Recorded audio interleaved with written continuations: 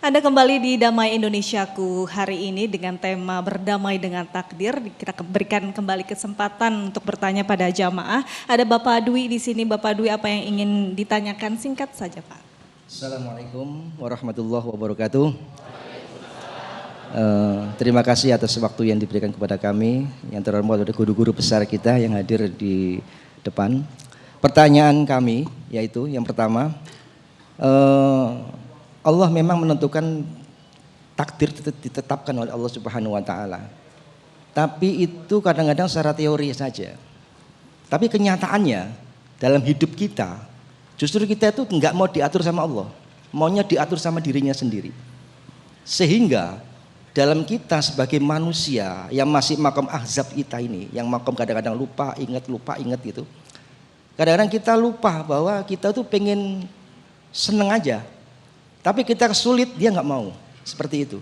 Artinya dalam intinya kita nggak mau diatur oleh Allah Subhanahu wa taala, maunya diatur dirinya sendiri.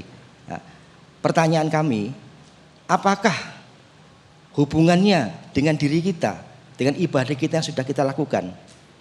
Apakah itu tercermin dalam kehidupan kita? Dan bagaimana tips-tipsnya untuk kita bisa merasakan bahwa nilai ketuhanan itu ada dalam hati kita? Terima kasih. Wassalamualaikum warahmatullahi wabarakatuh. Waalaikumsalam warahmatullahi wabarakatuh. Silahkan dijawab dengan singkat, Pak Kiai Haris. Baik.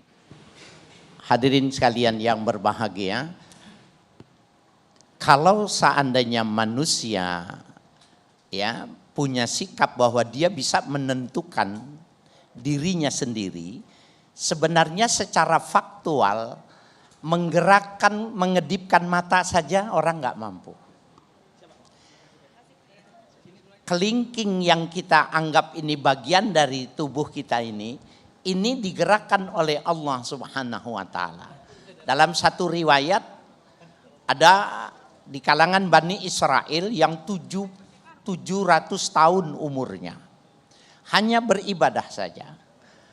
Kemudian pada dialog imajinasi dikatakan, udkhuluha birahmatillah, masuklah kau ke dalam sorga dengan rahmat Allah.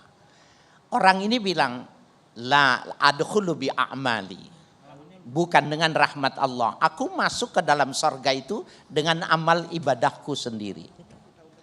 Maka Allah bilang, ya kalau begitu keluarkan orang itu, hitung 700 tahun ibadahnya dengan karunia Allah yang diberikan kepadanya. Itulah yang jadi keputusannya. Maka ternyata dengan mengedipkan mata saja sudah tidak imbang ibadah 700 tahun. Jadi Bapak saya sekalian, memang ada egoisme, anania dalam tubuh kita itu ada. Tetapi kita harus mengendalikan dia hanya dalam batas ikhtiari. Kalau dalam batas ikhtiar, kita tidak sepaham dengan kaum Jabariyah yang mengatakan manusia itu seperti wayang. Tidak sependapat. Sehingga semau dalang maka itu yang menjadi sebuah hal yang ditampilkan. Dan kita juga tidak sependapat dengan kaum Mu'tazilah yang mengatakan manusia 100% menentukan dengan akalnya kehidupannya. Ahlus Sunnah wal Jamaah itu ma baina manzilatain. Ada makom ikhtiar, apabila tidak dibenturkan, disitulah yang namanya takdir.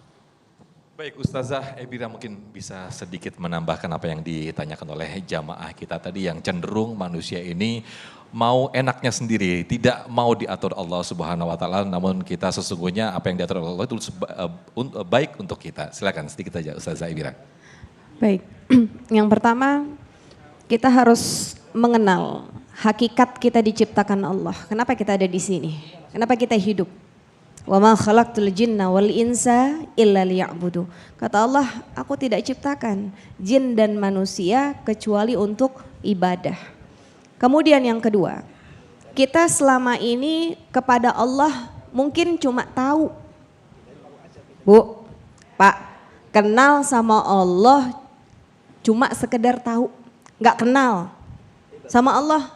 Tahu, kayak saya nih, sekarang ada di daerah mana nih? Daerah mana nih? Jatiranggan. Tahu Tapi kalau saya dilepas di sini saya nggak ngerti harus jalan kemana. Sekedar tahu. Maka dengan Allah tuh nggak cukup tahu. Dengan Allah itu harus kenal. Kalau kita kenal sama Allah, kita jadi tahu apa yang Allah mau, apa yang Allah nggak mau. Apa yang Allah redha, apa yang Allah nggak redha. Gimana caranya biar kita kenal Allah? Belajar. Jangan berhenti belajar. Kalau kita mau lebih menghayati ibadah kita supaya merasakan keberadaannya Allah, kita belajar. Kenapa? Karena dikatakan man zadahu ilman zadahu khaufan. Siapa yang dia ilmunya bertambah, rasa takut kepada Allah juga harus bertambah. Maka kita harus punya prinsip ngaji sampai mati. Apa? Ngaji sampai mati. Insya Allah. Wallahu a'lam. Baik, Masya Allah, Ustazah Ebira, Ustaz Selamat, kemudian juga Kiai Haji Haris Hakam yang telah memberikan pencerahan kepada kita semua di siang hari ini.